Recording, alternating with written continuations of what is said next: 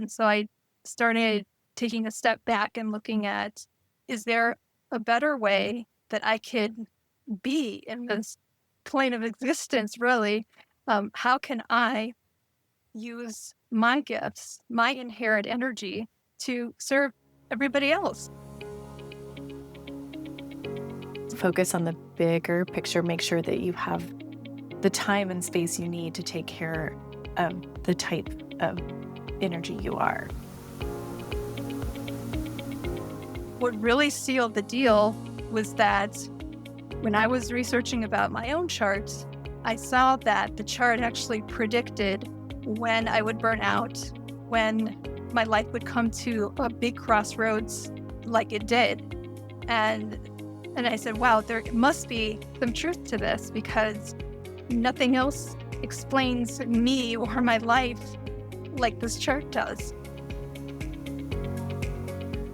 You're listening to Solving for Joy. I'm your host, Dr. Chrissy Ott. Hello, friends. Welcome to today's episode of the Solving for Joy podcast. I am here with Dr. Stacy Cisneros, someone who is a newer friend and someone who I immediately felt connected to. She is a practicing wound care physician, but that is just a fact. What actually stands out most about Stacy is her energy, grounded, kind, insightful. She talks about healing as not so much fixing what's broken, but clearing the way so that you can come home to yourself. Stacy uses human design as a tool and a powerful modality called infinity healing. And using those, she helps people shift stuck energy and reclaim their alignment and, of course, their joy. So today we're going to talk about knowing ourselves, saying yes to our story, and the kind of deep healing that helps joy become accessible for all. Stacy, I'm so glad you're here. Welcome. Thank you so much, Chrissy. I love talking about my story and seeing who can be helped and who can be inspired by, my journey and everything that's come with it. So thank you so much for that kind introduction. Absolutely. I have been really intrigued with human design for over a year, probably. And I haven't been intrigued enough to take a deep dive. So I'm really excited to learn what you're going to share today. But before we get into that, I would love for our listeners to know a little bit about where you started and how you arrived where you are today and how, following joy kind of brought you here. Yeah, definitely. So I went to medical school at University of Illinois, and I was always interested in doing procedures and more interested in things that I could see immediate results from. So naturally, I gravitated towards procedure-based specialties. So I went into general surgery. And in the middle of my residency, I actually really burnt out. And it wasn't just, a mental burnout, it was also kind of a spiritual burnout. And at the same time, my father passed away. And then, everything just kind of came to a halt at that point. And um, I really needed to take time off just to sit back and recalculate what I was doing wrong, time to grieve, and time to really ask myself, is this really the path I needed to go in? So I had all this medical debt, and there was no way to get a job. It was 2008, and I was like, there's, the recession was just starting, and so everything I applied to just didn't pan out. And so I just took that long needed time just to sit back and just, journal and ask questions about myself and what got me here. And so in that space of time, I did a lot of different research, and I was just asking myself questions about what really is real and why is it that this didn't work out for me. And I had my entire heart in this, and it still didn't work. And so I started listening to different people's stories online, different podcasts, telesummits about different modalities to heal. So anything ranging from nutrition to energy medicine, um, different healing modalities like mental shifts, binaural beats, different stories came across in people's experiences. And I was very intrigued because this wasn't anything I was taught or heard about before. I mean, I had a container in my head about supernatural things, but I just didn't have that direct experience.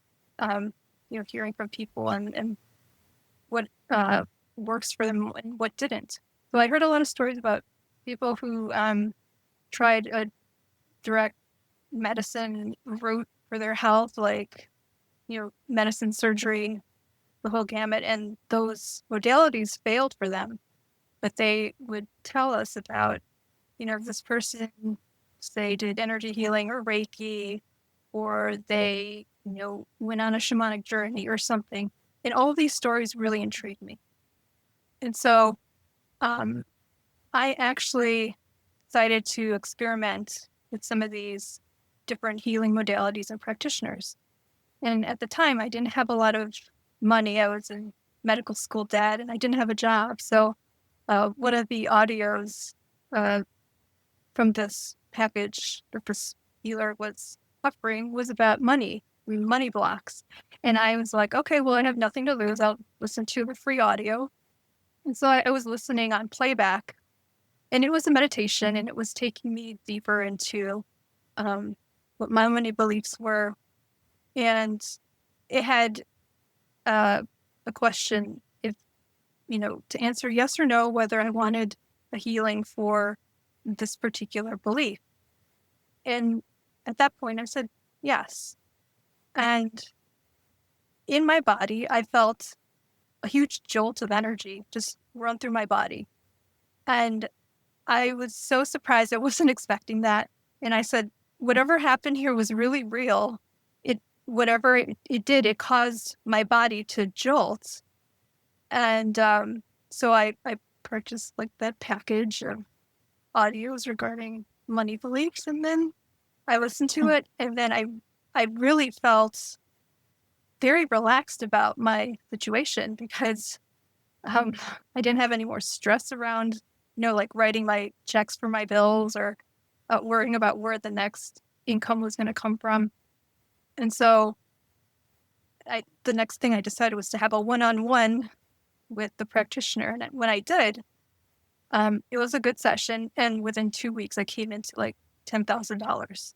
And so I was like, whatever this modality this person is using, I have to understand the back end to what is doing to my consciousness so that it allows me to receive this amount of money because it's effective. It's doing something.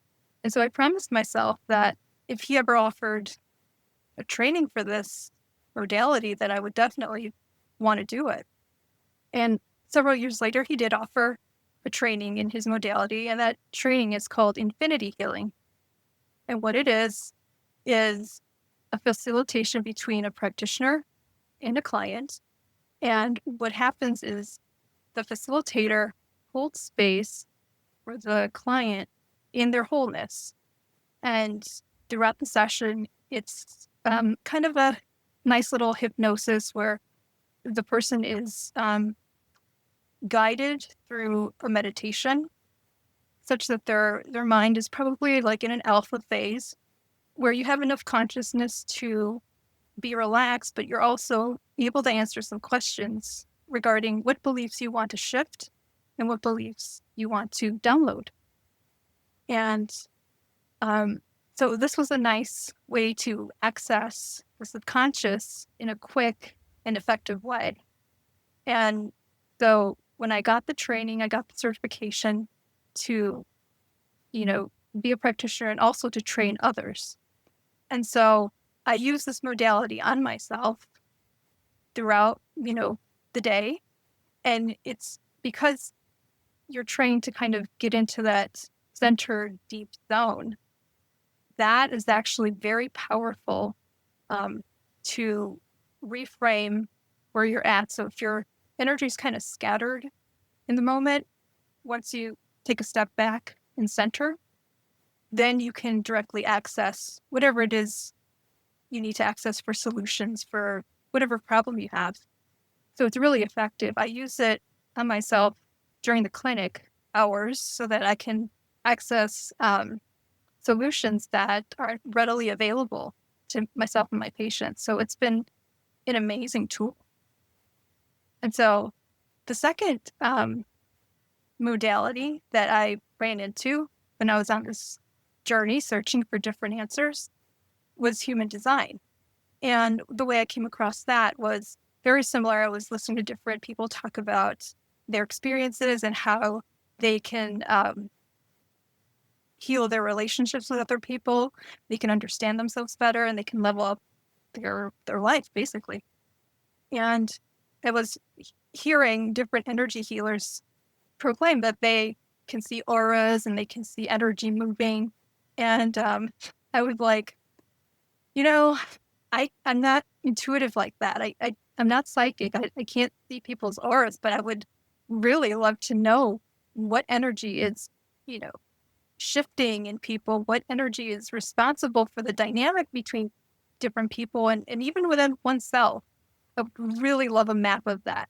And so a couple months later, I was listening to Karen Curry Parker, who is a human design teacher. And she learned under the founder of human design, who is Robert Krakauer.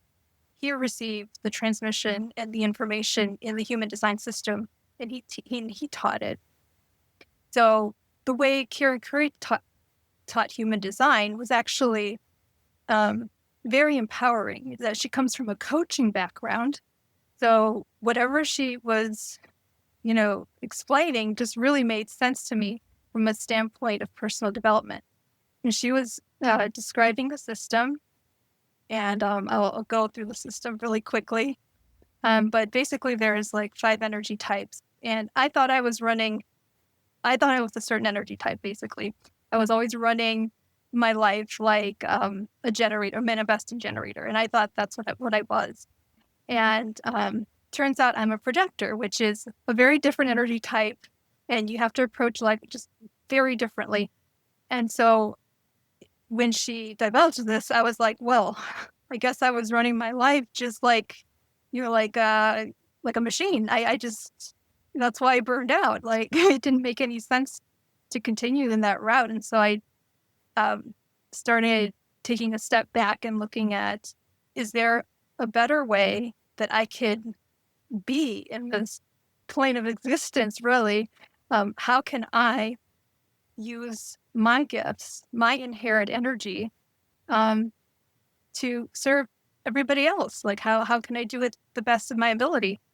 And so, yeah, she showed the human design system, the chart, and so human design is actually a synthesis of Western astrology, the Chinese I Ching, the chakra system, and Kabbalah. And basically, these all come together to help us understand ourselves, to help us understand the dynamics between, two people, and to also help us understand how we're interfacing with the rest of the world. And so, really, when I saw this, I was like, I have to be a chart reader because this is explaining a lot about my energy. What really sealed the deal was that when I was researching about my own charts, I saw that the chart actually predicted when I would burn out, when my life would come to a big crossroads, like it did. And I said, wow, there must be some truth to this because, nothing else explains me or my life like this chart does.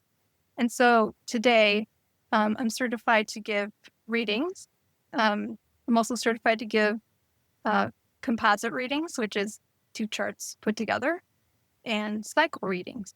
I mean, it's just been such an amazing journey. And this is like the biggest gift of insight into a person's beingness. It helps draw out people's understanding of themselves and their purpose.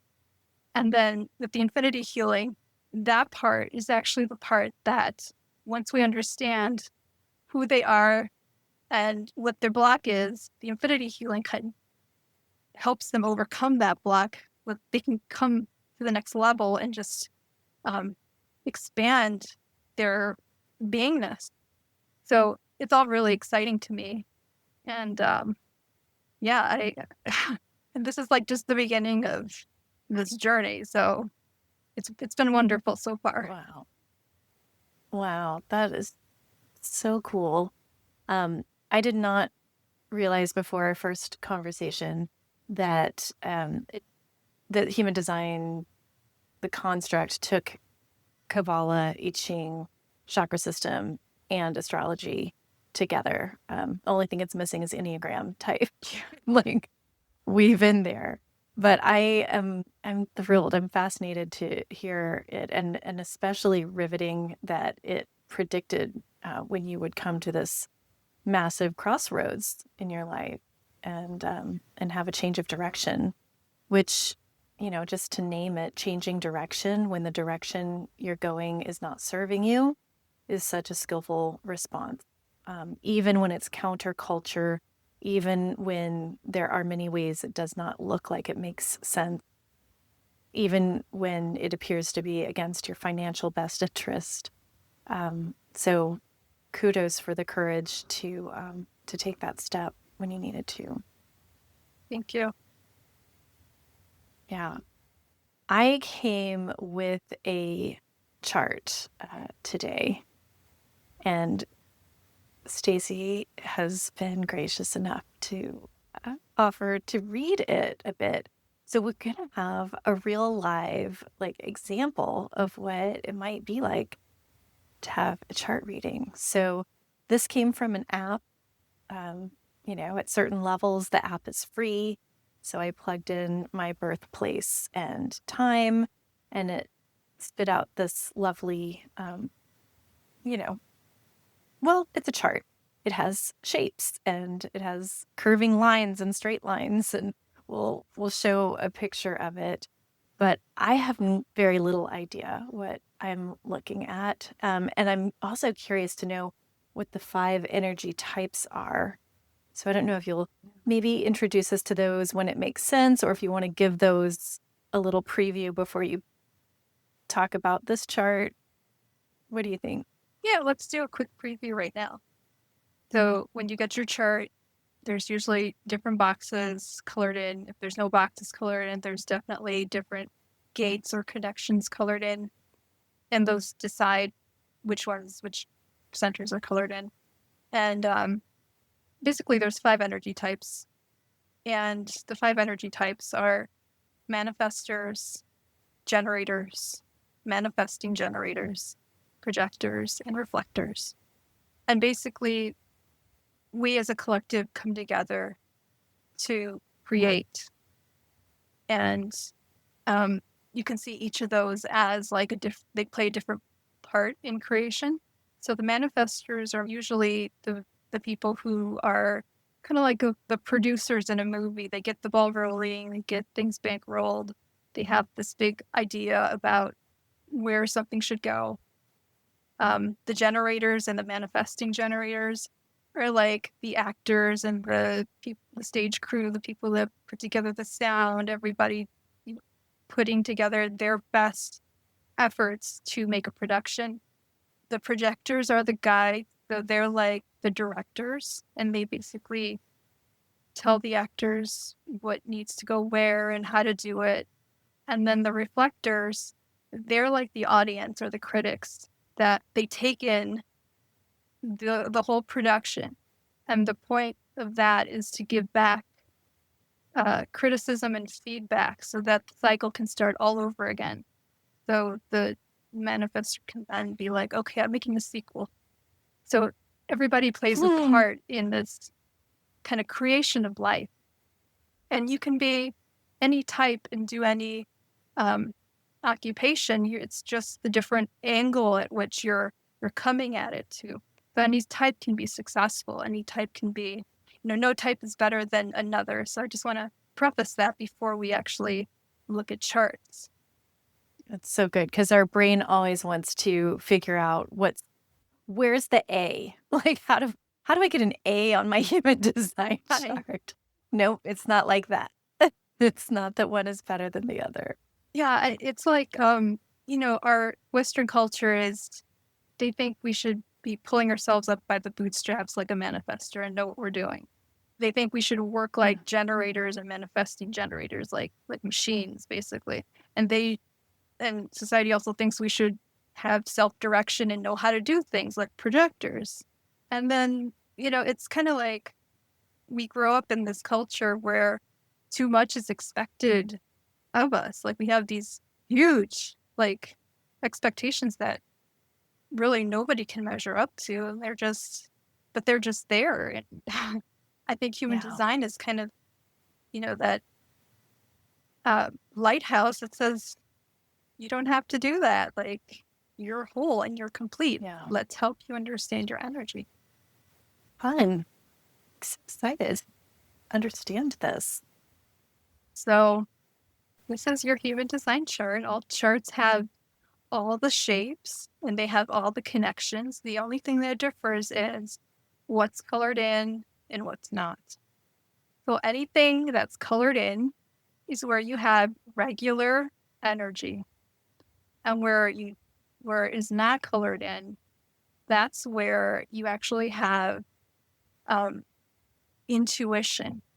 What you're doing in those open sites is you're pulling energy in from those around you, and you're sampling it, and then you amplify it, and then you let it go.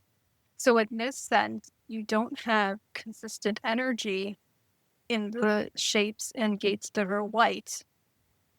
So for you, you're actually fully empathic. This is the emotional solar plexus. And you feel big emotions from people and the environment around you.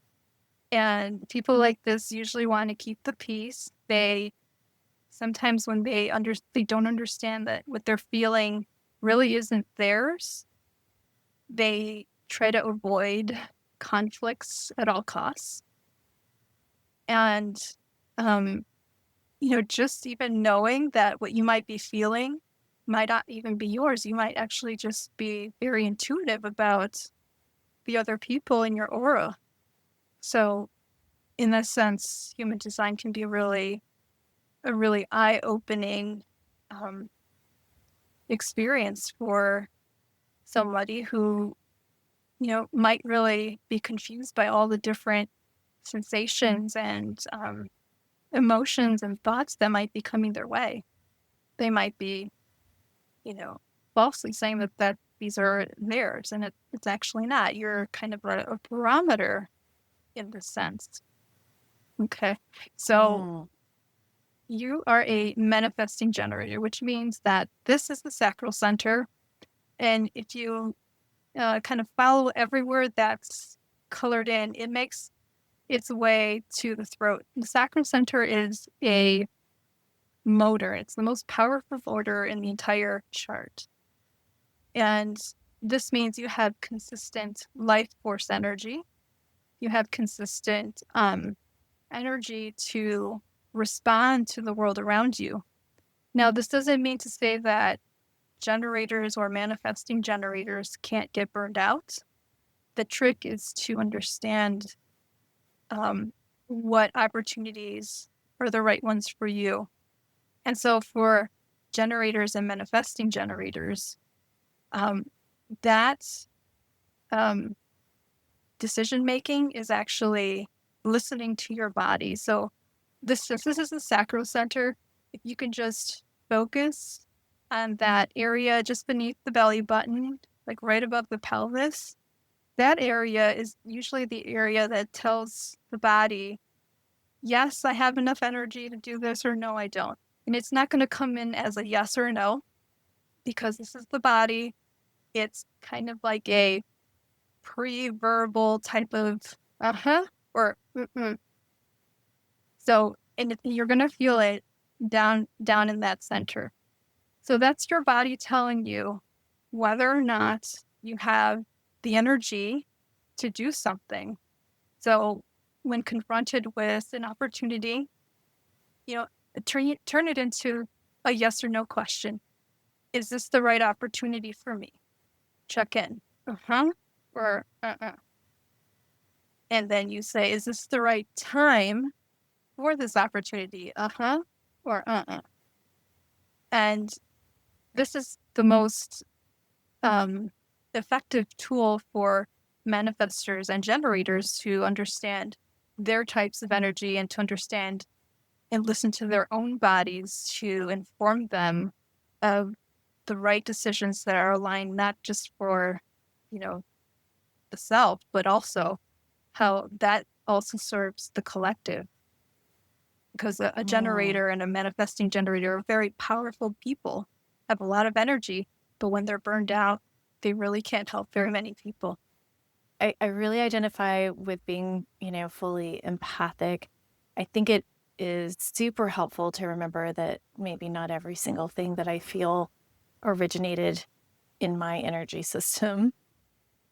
And I really can confirm, being somebody with a lot of life force energy, which also happens to coincide with an Enneagram type 3, which is how I identify. Um, and I do, like, without even knowing this is actually something that I do regularly is like feel for the answer inwardly, like listen, does it delight me? Does it align with my values? Do I agree with what it costs me? Do I agree with what it costs others? Mhm. Like, do I have time and space for it right now? So it's sort of getting into that, but I like the simplification of, is this the right opportunity for me? And is this the right time? Yeah, awesome. Yeah, I'm glad that you're so attuned that you're already answering and asking those questions. That's awesome. The other thing that kind of stuck out to me, being on the topic of joy, we actually do have um, a whole channel devoted to joy, and you actually have one of those gates colored in. So we have this root center, Hmm. and Hmm. this is actually the splenic center. And I doing general surgery, I understand that the splenic center is on the very wrong side of the body for this, but it's like this to it's open like this to show appreciation of all the connections. So it's thought that Or it's situs inversus, whatever. right. And so yeah, the thought behind these different shapes that these used to be part of a seven centered chakra system. So this used to be called, the crown. This was the head or the ajna, and then you had a throat. Then you had the heart center, which is basically Mhm. this diamond here and this little triangle here. These two would equal the heart center, and then you would come down to the solar Mhm. plexus. So it's also thought that that center also split. You have the splenic center, and you also have the emotional solar plexus on this side. And then Mhm. the last two are basically the same as the sacral center and the root. And this goes for everybody. Everybody has all the different shapes and all the connections. And so we have this channel here. It's called the channel of judgment. It's gate 18, which corresponds to the I Ching hexagram 18, and and gate 58, which also corresponds to the I Ching hexagram 58. And basically, what this energy is it describes that humans, everybody is able to experience joy. And what it teaches about joy is that not only is it um, an inner thought, because the splenic center is usually about intuition, it's about our fears, it's also about immunity, it's about, um, knowing when to do something, like the timing of something. And the root center is about a pulse of action. So these are different like energies for inspiration and visions for the future. So together, what they do is this energy for joy, which is housed in this channel here, is actually part of circuitry that is supposed to benefit the collective. It's also supposed to not just be an internal shift in you, which is what the spleen represents, but also the root. It's also connected to the root, which means that there is action and a pulse associated with joy. So the whole point of this channel is to have the amount of energy available to make judgments and corrections on whatever it is that you're doing so that joy can be multiplied. So the blocks to joy are things like fear of it being not perfect, so perfectionism, judgments, criticism. That's like the dysfunctional expression of that energy. Yeah. Like the like an upside down tarot card or something. Right. Like the shadow side Right. of the entity. Right. Wow. I'm just letting those words wash over me a little bit because I feel so much resonance with joy being for the collective. And without having ever said those words in that way before, making it a languaged form of the understanding that actually animates and motivates and enlivens all of the work that I do in Joy Point Solutions, in Solving for Joy, like my work in the world that's outside of my employment as a physician, my work in the world that feels like my dharma that I must get out of me before I take my last breath, is about that energy right there. So I feel really just like emotionally like a little bit touched by that clarity. Yeah. And the beautiful thing about this is that, we have all these different lines and connections here. So this is part of, like I said, collective circuitry, which is for the collective ultimately. But it's also part of logical circuitry, which is the themes of logical circuitry are like, math, science, things that are repeatable. And that's why I brought up that whole bit about needing energy to repeat things such that things are corrected for the higher purpose of joy. So people that have these gates colored in, I always see like a theme of, they're either coaches or judges or some kind of activists for the greater good. Um, that's the kind of energy that's coming through these gates here, through the personality. So I thought that was so awesome that you have this gate 58 colored in. That's so apropos, and like it's called the gate of joy and vitality. So it it's not surprising, but it's also I'm also delighted whenever I see that correlation in real life. So yeah, thank you for sharing your chart. Yeah, absolutely. It feels like a wonderfully confirming sign. Yeah. Is there any more to share about that, or does that feel like a good place to pause? Well, I can keep sharing all day long. I know, could go all day. I would love to learn more about projectors. My daughter is a projector. And there was just a little bit that I read about projectors that probably left me with more questions than answers. But what I took away from it was basically don't expect a linear course in life. Expect to try a lot of things and for them to not necessarily appear to be readily labeled successes. And then later in life, you get to reap the benefits of that. And I could identify with that story myself, maybe. But I think as a parent, I want to hold the right space for a child who is a projector without thinking that she should be performing like a generator or any of the other energies?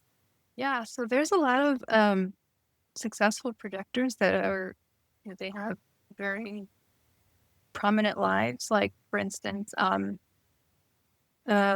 Elizabeth was a projector, Princess Diana was a Hmm. projector, Barack Obama Hmm. was a projector, or is a projector, I should say. Hmm.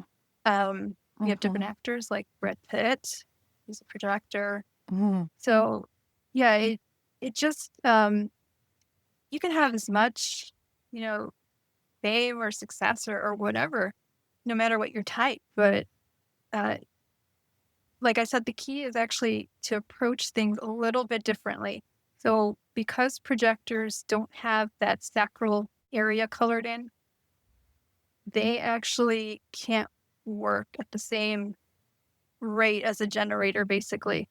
To expect them to do that, like right off the bat, might not be the winning strategy, but they do have a lot of energy. They're like sprinters almost.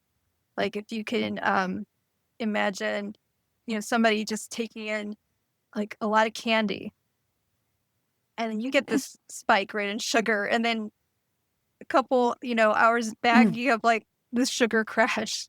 That's kind of what it's like when somebody with an open center like that, or they take in energy from other people and they amplify it.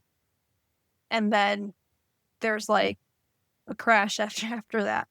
So if you're going to be high performing, you have to be really strategic about how you approach the projects at work, how you approach your career, and to have that career structured around what your energy needs are. So myself, Hmm. I have my own clinic that I do wound care. It's just myself, and, I answer to my patients. And then I do that Monday through Thursday. And then I also have my human design, infinity healing consultation business online. I have a lot of side projects that I work on. So it's not like, we're lazy people or anything. We just have to know, like, okay, this is my me time. This is the clinic time. This is, this other project. You have to like really understand like how to go about this, and then strategically um, pull in people, get outside help, outsource things, knowing what your strengths and weaknesses are so that you're fully supported Hmm. in your mission. So, yeah, I wouldn't really like poo poo the whole projector thing. Um, No. that we are different in our, outlook on life. Yes, we compared to generators, projectors are actually made to guide other people. So any profession or anything that helps her understand a large swath of people would be absolutely beneficial. So generators, I'm not saying that, generators can't make great therapists or counselors or anything, but their angle when they provide services for other people is more about their mastery. So things that you're particularly good at, that's what you do. Like, that's your thing, Hmm. and you serve people with your skills. The projector usually serves others with their guidance. Um, so Hmm. it's a little bit of a different angle, but same outcomes. I'm really appreciating the nuance that you have developed in speaking to all of these aspects of it. Um, I think that, we have such a tendency to make things incrementally better or worse in our mind. And I just hear over and over again, like, stop doing that. See this as part of the bigger picture. Um, focus on the bigger picture. Make sure that you have the time and space you need to take care of the type of energy you are, which is intuitive and broadly applicable. Yeah. Yeah. I know for Yeah. projectors, like rest is a big deal. Lying Mhm. supine or even prone, in the middle of the day is such a game changer to help reboot, our energy. Um, I know in clinic, like sometimes I put the one of the heads of the beds down so that I could just lie down for like 30 seconds. And that Mhm. discharges all that excess energy that is still lingering. And then when I get up, it's like, whew, I identify with that from working, busy night shifts. It'll get to be, 3 o'clock in the morning, and there's still, a couple patients waiting to be admitted, but the body is like, must be vertical, even if it's just 5 or 10 minutes. Like, you have to take a break, even if somebody has to wait for you 10 minutes longer. yeah, Of course, it's nice when you don't have to go to the extreme to to get that. But I love what you've shared here. How are you solving for joy most frequently these days, Stacy? yeah. So, ever since I started my journey, it seems like it's just been like a lot of inner work. And at first, it was kind of like, God, I'm so broken. Like, I have all these negative programs. And how did I even pick these programs up? They're self-defeating. They're not benefiting me. I believe all these crazy things and they don't work for me anymore. Like my money issue, like I thought that it was, something that was hard to get and scarce and all these judgments around that. And those things weren't serving me. And so, and it's just not just, obviously, it's not just the money issue. It's always like a relationship issue. Like, am I good enough? Or like, am I this enough? Am I that enough? Am I all the other enoughness? Those are issues with that will center the enoughness, the self value, the self worth. Um, so the process that I use is that I can't be judging myself. So when I started accepting that, yes, I do hold this judgment against myself. Yes, I don't think that I'm good enough or smart enough or whatever. And so I would kind of sit with that, sit with, I'm not smart enough, let's say. And then I would allow my emotions to kind of bubble up. So what does that bring up? Well, that brings up anger that I'm not. It brings up sadness that I can't solve this. It brings up, all these other different things. And I sit with that. Then I say, I accept that I feel angry. I accept that I feel sad. Note, I accept it's not, I accept that I am sad or that I am angry because that's a condition, right? I accept that I feel sad because feeling is temporary and it'll flush through my system soon enough. And so right after I feel that, that gives the entire system um, space to reboot. So now that I felt that horrible feeling that I needed to feel, now I'm no longer resisting it. I'm no longer pushing it away. I'm no longer, making excuses to kind of not feel that or to distract myself with whatever to not feel that. Now I felt it. I'm over it. Next level. And, Mhm. that next level is what do I want to replace that with? So I want to replace it with I'm enough. Everything's enough. Life is abundant. Life is just teeming with joy. And and all I have to do is just ask myself, what does that feel like? Like, even if I don't know what that feels like, just kind of sit in that question. Like, what would it feel Like like? the anticipation of feeling it. Yeah. What would that feel like? And just kind of sit with that. And then in a couple moments, sometimes it's answered, sometimes it's not. But the next time around, I ask myself, okay, well, how do I want to feel? Again, I want to feel happy that I'm me. I want to feel bliss and joy that I'm living my life in this body, no matter what happened in my past. And just kind of anchoring that and saying, yes, I accept whatever feeling I'm feeling right now. And I'm willing to feel more joy. I'm willing to feel more bliss. I'm willing to feel more happiness. And this whole process is actually like a practice.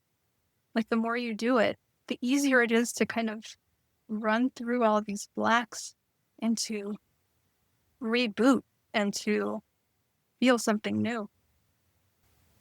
Yes, when I closed my eyes with the question, you know, what would it feel like to feel joy right now? Just the invitation sort of brings the feeling.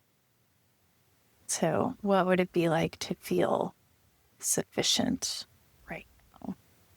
What would it feel like to feel worthy right now? What would it feel like to feel immense gratitude right now? What would it feel like to be connected, to feel connected right now? Just feel a lot of stirring in my heart center and like a little bubbling up of elation and spaciousness. That's a beautiful shortcut. It's a way to operate the nervous system towards joy or a feeling that you are needing to feel. And I think that's a super important thing to name for those of you who have learned, the thought model either in 12 by 12 or in many other places that have been exposed to cognitive behavioral therapy tools. We can actually increase the chances of our actions changing in a beneficial way towards the results we desire when we can conjure up the feeling that promotes those actions. Even when our brain is not yet on board with the thoughts that bring the feelings, starting with that, inner sensation and inner reflection of like, what would it be like to feel blank right now, might actually just bring it out of the ether into your body. Yeah. So I am feeling delight and alignment and gratitude and like a little bit of awe for that, all of that right now, Stacy. Beautiful. Yeah. I love what you just described. That's like the manifestation process for people that you're getting in that feeling. And you're practicing integrating that until it becomes second nature. Yes, it is a way to be. Yeah. May we all access it more often. May we remember it when we need to remember it. And, acceptance and commitment therapy is a tool in psychology where we do accept what we are feeling. It is aligned, it's adjacent to the way that you described that. And also we are removing ourselves from being absolutely identified or fixated on the experience and misunderstanding ourselves as angry. Myself is not angry. Right. Myself is experiencing the feeling of anger. Yes. Yeah. It's an important distinction. And I like that human design also makes that distinction between feeling emotions and the word feeling of being. Right. Our beingness does not change. Our emotions come in and out like weather systems. I am feeling so enriched by our exchange today. Stacy, thank you for sharing your expertise and looking at my chart and having this fun together. Thank you so much for bringing me on. I just love sharing pieces of my journey and the modalities that helped me. I hope everybody got something out of this. Um, yeah, this is just a joy to share on my part. So thank you so much. Hooray.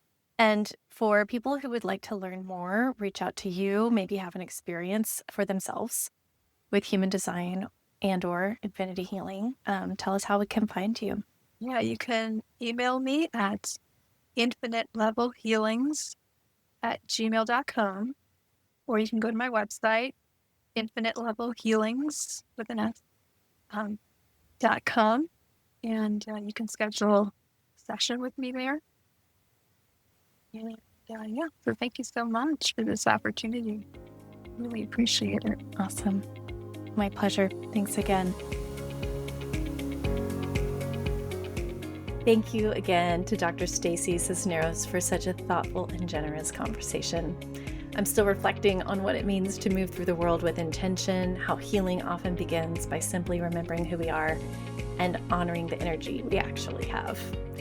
Next week, I'll be joined by Dr. M.C. McDonald. That's Mary Catherine to the uninitiated, trauma researcher and author of this amazing book called The Joy Reset. We are a match made in heaven. We'll talk about the 6 thieves of joy, the quiet wisdom of tiny moments, and why joy isn't the opposite of pain. It's what lives beside it. I hope you'll join us. This is probably my first guest that I've also shared with Mel Robbins. So there's that. And if you are a physician coach or a physician who is coaching curious, and you are looking for deeper connection, creative community, and a meaningful gathering, I would love to see you at the 2025 Physician Coaching Summit in November. Early pricing ends August 1st, and if coaching feels like the next step for you, you can also visit joypointsolutions.com. I'd love to walk alongside you. The summit information is at thephysiciancoachingsummit.com. Solving for Joy is produced by Kelsey Vaughn, with editing and post-production by Alyssa Wilkes. Our theme music is by Dennis Kishcook, and cover photography is by Shelby Bracken. And special love always to my sweet wife, Sue. Thank you for being my steadying place. And our listeners, thank you for listening, for showing up, and for letting Solving for Joy be part of your journey. Thank you in advance for any ratings and reviews you have time to leave us. Have a beautiful week.